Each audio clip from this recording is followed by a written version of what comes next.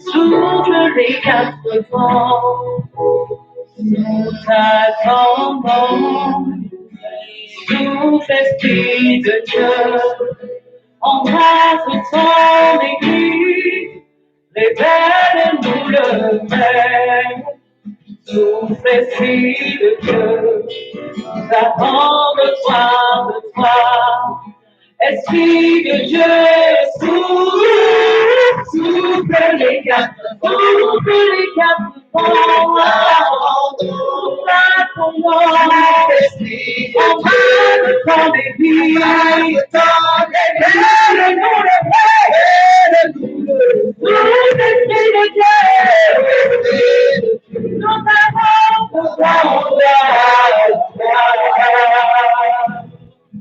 Que l'œil n'a pas vu, l'oreille n'a pas entendu, et si tu le sais, oui tu le sais, ce qui est réservé par Dieu pour tout ce qu'il est, et si tu le sais, oui tu le sais, que l'œil n'a pas vu, l'oreille n'a pas compris, tu le sais, il y a des amis par Dieu, ce qui fait, est-ce que tu le sais, oui tu le sais, tu le sais.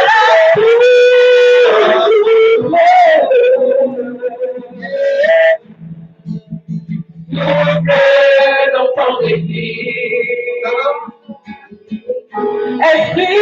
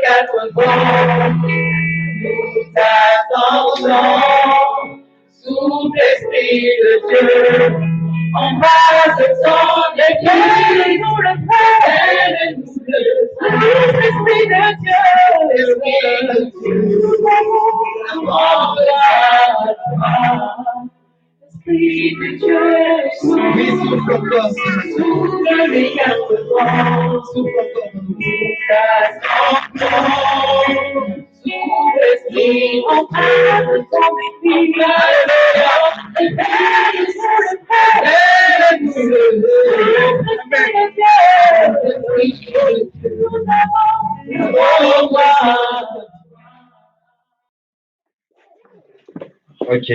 J'ai un texte que je vais vous proposer ce matin. C'est dans l'Évangile selon Luc. L'Évangile selon Luc, au chapitre 10. L'Évangile selon Luc, au chapitre 10.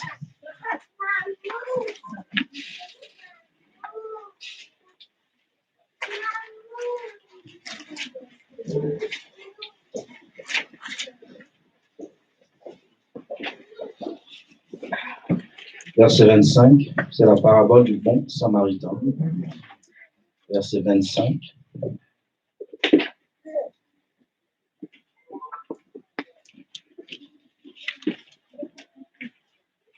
Si vous y êtes, je vais lire la parole. Amen. Et voici qu'un docteur de la loi se leva et lui dit, pour le mettre à l'épreuve, Maître, que dois-je faire pour hériter la vie éternelle? Amen. Jésus lui dit, qu'est-il écrit dans la loi? Qui lis-tu?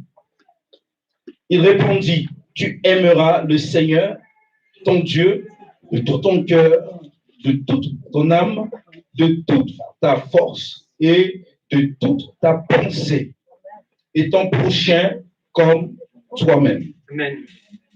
Tu as bien répondu, lui, dit Jésus. Fais cela et tu vivras. Mais lui voulut se justifier et dit à Jésus, et qui est mon prochain? Jésus lui reprit la parole et dit, un homme descendait de Jérusalem à Jéricho. Il tomba au milieu des brigands qui le dépouillèrent, le rouèrent de coups et allèrent en le laissant à mi-mort, à demi-mort. Par hasard, un sacrificateur descendait par le même chemin. Il vit cet homme et passa outre. Un lévite arriva de même à cet endroit.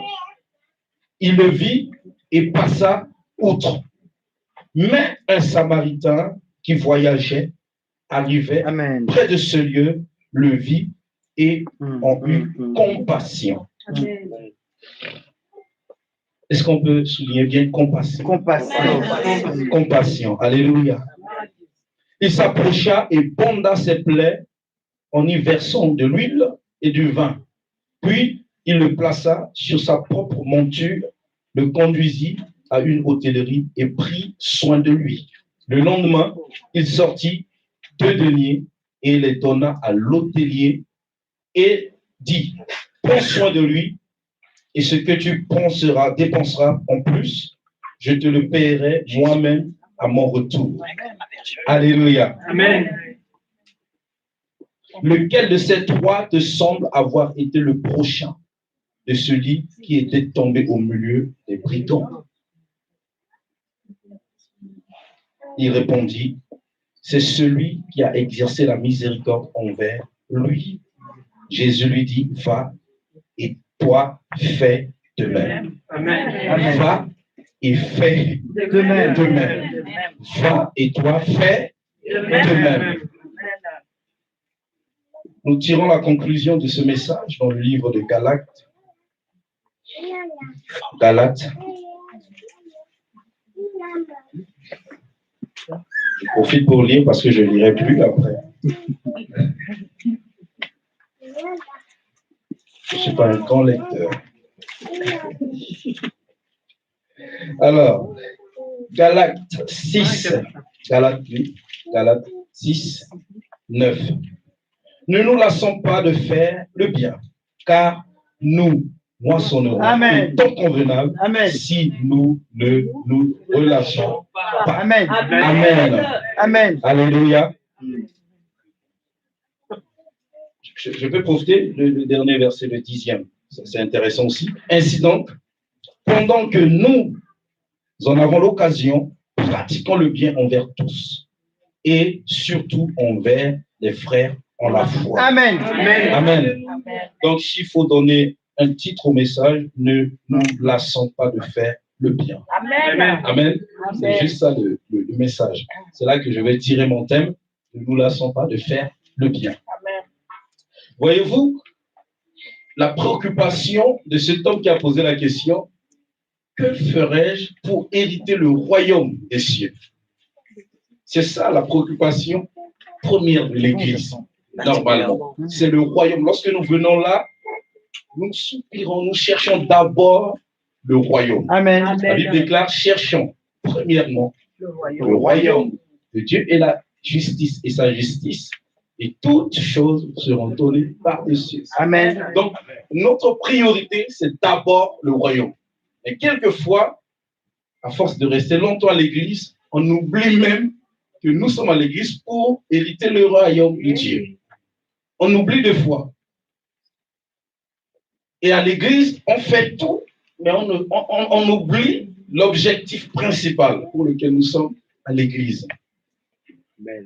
Et voici cet homme, lui, sa préoccupation, c'était le royaume aussi. Et la parabole ici, c'est un message, c'est un code, c'est un message codé que Jésus donne, cette parabole. Il a présenté 3 hommes. Il a dit, il y a un sacrificateur, je fais juste le résumé du texte en fait, que nous venons de lire, qu'il y avait un homme qui était surpris par le brigand, les brigands l'ont fait du mal, il a reçu des coups, en sorte qu'il était resté à demi-mort, c'est-à-dire qu'il est entre la vie et la mort. Et comme par hasard, un sacrificateur passait par là. Par hasard. Comme par hasard. Il était en train, je ne sais pas, certainement, il partait à l'église. Il se dit, il faut que j'aille vite parce que c'est moi la prédication aujourd'hui. Donc, il courait pour aller à l'église, au culte. Il a vu cet homme. Un lévite aussi était passé par le même chemin. Lui aussi, certainement, c'est un homme qui sert à l'église. Lui, il est déjà en retard. S'il ne fait pas attention, le pasteur va lui dire « Pourquoi tu es en retard ?» S'il ne fait pas attention, on va lui reprocher un certain nombre de choses. Donc lui, il faut qu'il aille vite par le même chemin. Et à son tour, un Samaritain vient par là aussi. Lui, lorsqu'il passe, il regarde cet homme, son état, il s'était arrêté. Il a commencé à prendre soin de cet homme. Il était descendu de son cheval. Il a pris l'homme, il l'avait placé. Et il l'avait amené jusqu'à l'hôtel. Il a sorti son argent pour demander à l'hôtelier de prendre soin de cet homme. Et lui, il va en son voyage. À son retour, si il avait dépensé plus, lui, il va encore payer le plus. Amen. Amen. Amen. Wow, ça m'avait touché. J'ai vécu ça en live. J'étais en train de parler avec une personne et un papa était venu, il voulait ramasser un meuble. Et je parlais avec cette personne qui, depuis un certain temps, ne va même pas à l'église, tout ça. Et on a vu le papa, il était en train de ramasser une table et le frère était venu lui dire, papa, qu'est-ce que vous faites? Il dit, non, je vais cette table. Ah, mais si vous en avez besoin, ne vous inquiétez pas. J'ai même quelque chose à vous offrir si vous en avez besoin. Il était parti chez lui, il a ramené ce qu'il fallait. Et le papa, il demande au papa, comment tu vas faire pour ramener cette table chez toi? Tu habites où? Le papa dit, il a indiqué son lieu d'habitation. Le frère a dit, bah, tiens, je vais prendre ma voiture, je vais te déposer. Je vais te ramener ça. Quand il a fait, j'étais choqué. Je dis, quelqu'un qui ne va pas tout le temps à l'église, qui n'est pas régulier à l'église, qui agit comme ça. Est-ce que Dieu ne voit pas ça? j'ai été touché par son geste. Des fois, on se pose des questions, oui, pourquoi on n'est pas béni? Pourquoi? Autant convenable. Ce qu'on a semé, Dieu va nous donner. Amen. Amen. Yes. Amen. Le sacrificateur, le bishop, le prêtre, était en train de partir à l'église. Il a vu son prochain. Il se dit, non, moi, c'est le message. Que Dieu vous bénisse. Amen. Alléluia. Amen. Lui, c'est ça qui le préoccupe. Mais il y a un cas concret, en live. Fermez ses yeux. Il a fait ça tranquillement. Combien de fois nous, on voit seulement le service, on voit qu'est-ce qu'on peut faire pour Dieu, mais le prochain à côté de nous. Il y a des gens qui souffrent juste à nos pieds. Mais nous, on pense, oh, l'église, on doit aller prêcher, le service, on doit aller faire ci à l'église. Mais le prochain qui souffre à côté de toi. Le prochain qui souffre à côté de toi. Le pasteur, bien habillé, il s'en va. L'autre est à demi-mort. Le Lévite, c'est un peuple, c'est une catégorie de personnes qui sont réservées que pour le sacerdoce. Donc, c'est un serviteur de Dieu aussi. Il pense seulement au service, mais son prochain, ce n'est pas son problème. Mais la question, ce qui a amené Jésus à donner cette parabole, c'est que comment fait-on pour hériter le royaume? Des fois, nous voulons satisfaire le cœur de Dieu en faisant beaucoup de choses, mais toute la loi a été résumée par ces 2 versets. Que tu aimeras ton Dieu de tout ton cœur, de tout ton âme, de toute ta force, de toute ta pensée, et tu aimeras ton prochain comme toi-même. Amen. Frère, lorsque nous allons aimer, nous n'allons pas parler mal de l'autre. Lorsque nous aimons réellement, nous n'allons pas faire des choses parce que on ne peut pas faire des choses à quelqu'un qu'on aime. Il y a un certain nombre de choses, je vais dire, qu'on ne peut pas faire à des gens si on les aime réellement. Amen. Amen. On veut annoncer la bonne nouvelle, l'évangile, mais on n'aime pas les gens. Ça ne marchera pas. Ouais. Amen. Amen. Ça ne marchera pas. En aimant simplement, on peut gagner des gens. Amen. L'amour qu'on donne, le bonheur qu'on offre autour de soi, Amen. attire pas les gens. Amen. Ça parle plus que même l'évangile. Amen. Amen. Lui, il faut qu'il aille à l'église. Oh là là, tu vas pas me faire ça.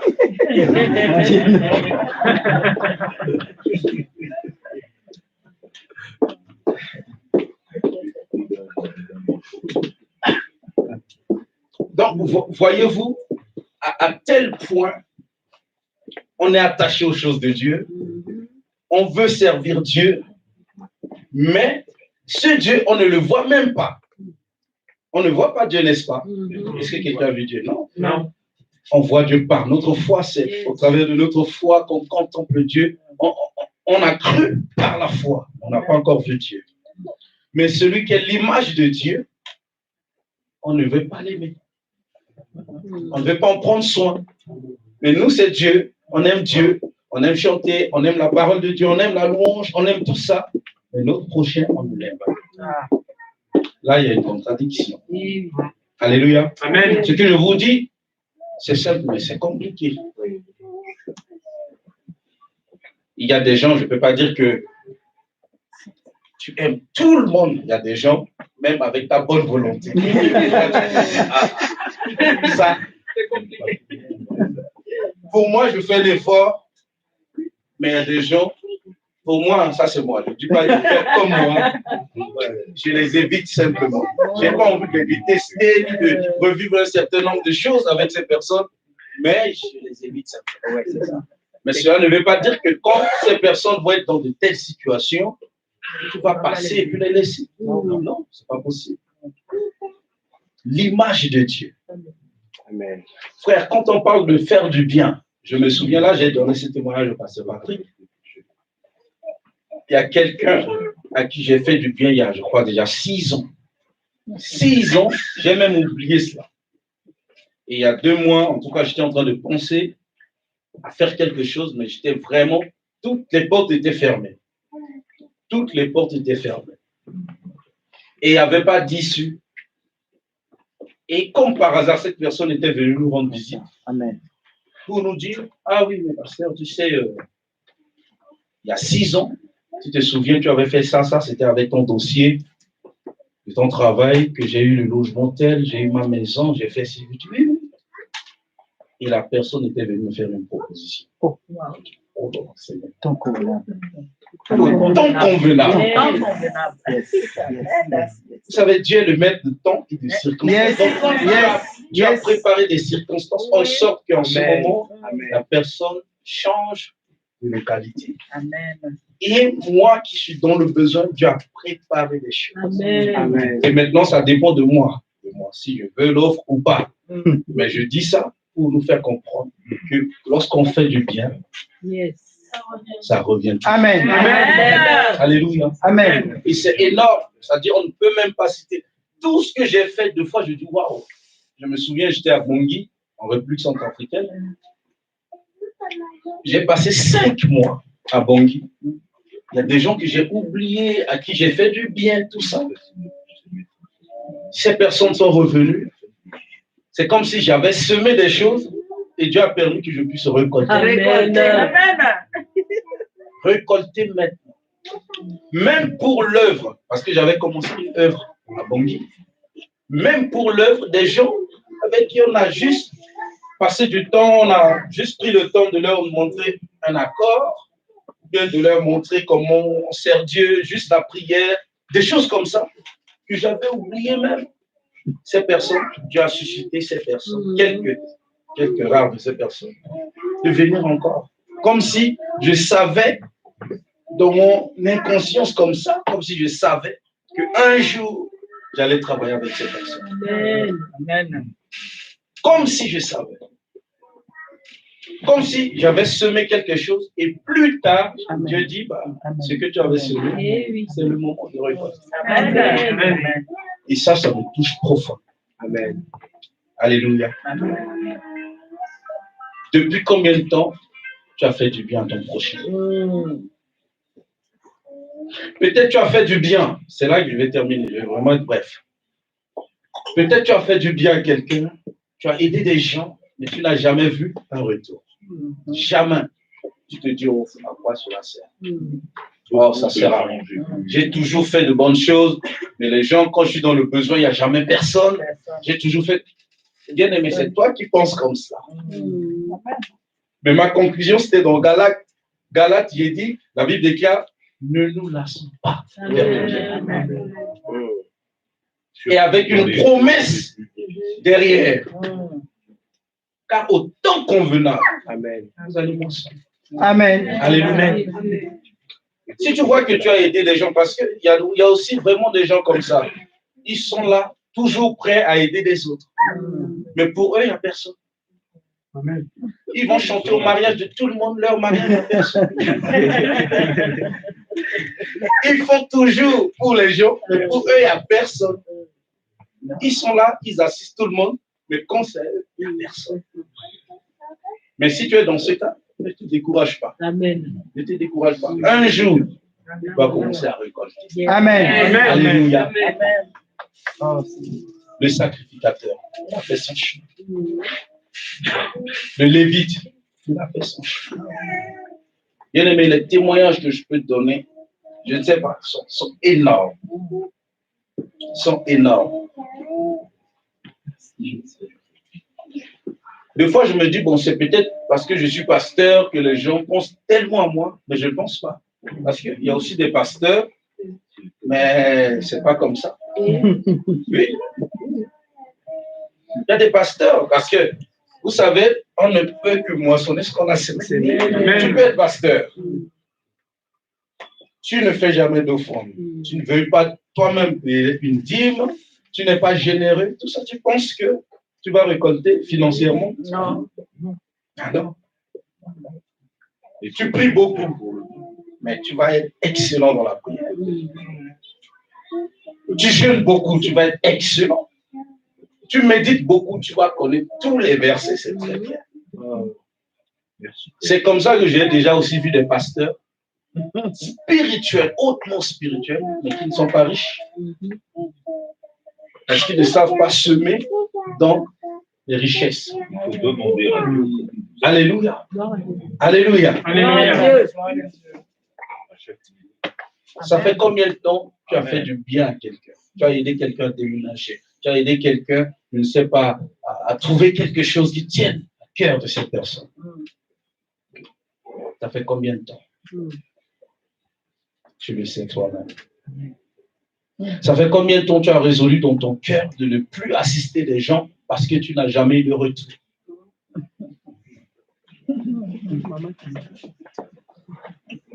Dieu, on le voit à travers nos frères. Amen. Ceux qui sont là. Parce que nous avons été créés à l'image du Dieu vivant. Amen. Alléluia. Amen. Que Dieu vous bénisse. Je vais m'arrêter là. Amen. Ça a été prévu que l'homme de Dieu va prier après, mais j'aimerais que nous prions juste pour ce message qui vient d'être donné. Pour que le Seigneur nous donne ce cœur, l'amour du prochain. Je sais que nous tous, nous aimons Dieu, et ce n'est pas facile. Peut-être d'aimer son prochain parce que nous avons des différents, nous avons des caractères, on se heurte à chaque fois, ce n'est pas facile. Nous allons prier que Dieu nous donne ce cœur d'amour. Et j'ai entendu quelqu'un qui prie actuellement, qui dit compassion. J'aimerais revenir dessus parce que je vous ai fait répéter cela. Lorsque on n'a pas ce cœur compatissant, même prier pour quelqu'un ne peut pas. Amen. Si tu n'aimes pas, si tu n'as pas compassion de ton prochain, même quand il est en souffrance, tu ne peux pas élever ta voix pour prier pour cette personne. Moi, je pensais que bon, le surnaturel ou bien la guérison divine, prier pour quelqu'un, il faut beaucoup jeûner et prier. Mais lorsque j'ai eu la clé de ces choses, lorsqu'on me l'avait enseigné, ce n'est rien d'autre que l'amour, la compassion. Parce que lorsque Jésus, il a opéré des miracles, où il a vu des gens, il a guéri des gens. Lorsque vous lisez bien, il a eu compassion de ces personnes. Il a eu pitié de ces personnes. C'est là que ça s'opère. Mais si tu n'aimes pas des gens, tu peux prier, tu fais quoi, mais ton cœur, tu n'as pas la compassion, ça ne marchera pas. Pour son ami Lazare, il pouvait prier directement, mais il a eu compassion, il a même pleuré pour Lazare. Ça, je l'ai vécu, c'est un témoignage pour ma propre mère, qui était malade, je ne sais plus il y a combien de mois maintenant, 3 mois ou 4 mois en arrière. Je n'ai jamais prié pour quelqu'un comme j'ai prié pour ma mère. Je n'ai jamais été, c'est-à-dire, je n'ai jamais été dans une telle palpitation. Ce jour-là, je me souviens encore. Elle était à l'hôpital. J'étais mal à l'aise. Coma artificiel. Mais la façon que j'avais prié, j'aurais même voulu que s'il devait se passer quelque chose, moi-même aussi, je partais. C'est-à-dire, je n'étais pas prêt à accepter une fatalité. Je vous assure, c'est dur. Mais ce n'est pas le jeûne et la prière qui font ces choses, c'est la compassion, c'est comment tu portes la chose. J'ai été devant Dieu comme ça. Je pleurais devant le Seigneur, je vous assure. Et là, Dieu a opéré le miracle. Amen. J'ai compris, au-delà de ce que j'avais déjà compris, j'ai compris que le fait, quand tu as la compassion, ça peut marcher. Amen. Amen. Il a dit, fils de David, aie pitié de moi. Aie pitié de moi. Lorsque tu portes la chose, lorsque tu as la compassion, la guérison divine va avec ça. Il n'y a pas d'autre clé. Il ne faut pas chercher d'autre. Si tu as ça, tu as la compassion de ton prochain. Ça vient tout seul. Amen. Et depuis quelque temps, j'ai commencé à m'exercer dans la guérison divine. J'ai toujours dit, ça marche la plupart du temps. Mais il y en a d'autres, c'est Dieu qui décide. Mais quand je viens, je ne réfléchis plus, est-ce qu'aujourd'hui ça va marcher? Est-ce que par rapport à son cas là, c'est quand même un peu peut-être difficile. Je ne pense plus comme cela. Oh, merci. Amen. Il y a un homme de Dieu, lorsqu'il nous encadrait à l'école biblique, il nous parlait de ceci. Il y a des gens, on peut prier pour eux, pour leur guérison. Il y a des gens, on prie seulement pour eux, pour préparer leur mort. C'est-à-dire, on prie pour eux, pour leur décès, au fait. On les prépare pour mourir, au fait. C'est dur à entendre, mais c'est comme ça, au fait. C'est-à-dire, c'est comme ça. Et j'ai compris que si tu n'as pas la compassion, tu ne peux pas. Même aller évangéliser, si tu n'aimes pas les âmes, c'est-à-dire, si tu n'as pas en esprit que mais ceux-là, ils vont aller en enfer, ça te fait pas mal, tu ne peux pas aller les évangéliser. Amen. Amen. La clé, c'est la compassion. Amen. Alléluia. Amen. Amen. Amen. Prions ce matin avec toi. Demande au Seigneur de te donner le cœur qui aime son prochain.